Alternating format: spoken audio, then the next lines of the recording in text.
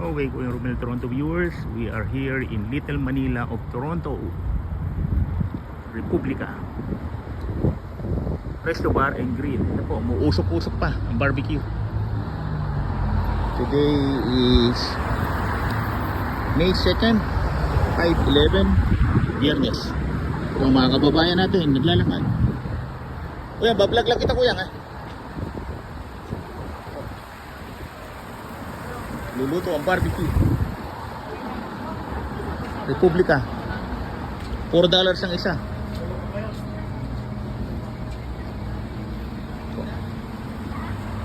Ventilador.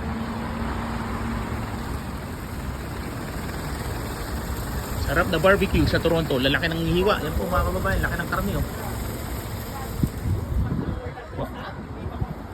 Oh, sumunta tayo dito sa bakery.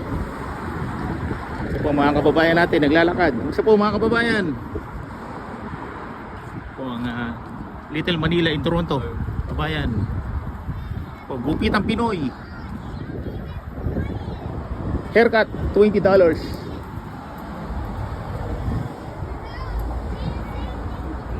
Sa loob, ang gupit ang Pinoy.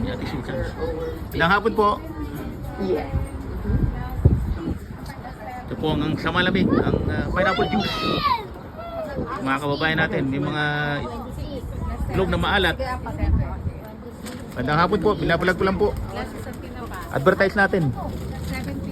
Ang mani, $3. Magkano po itlog na pula? May 150, may $2, may 150. Oh, okay po. Depende sa size, ano po? By size. Ito, lutong pateres po ba yan? O anong probinsya po ba ito? Homemade po. Homemade po. Homemade in Toronto. Ito po, may siomay pa, oh. Magkano po siomay? $1. $1, oh, yan po. Sige po, ipopost natin yun. Last tatlong 250 mo. Mga kababayan natin, namimili, nakapila. 750. Ito apat. Ito po, walang tax. Muli sa kabayan ng apat. Ito, kwek-kwek, $3. Nagpasyal ko muna tayo sa Niluluto, eh. 180. Lakad-lakad po po. Gusto po kabayan. Kabayan natin. Kung mga nandito kumakain. Gusto po, makain siomay. Ito tayo rito sa bakery naman mga kababayan.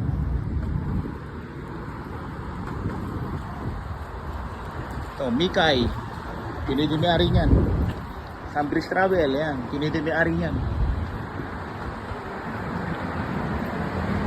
Organic hair treatment, yan. Pinoy din may-ari nito. Yan, mga model Pinoy. Pinay pala.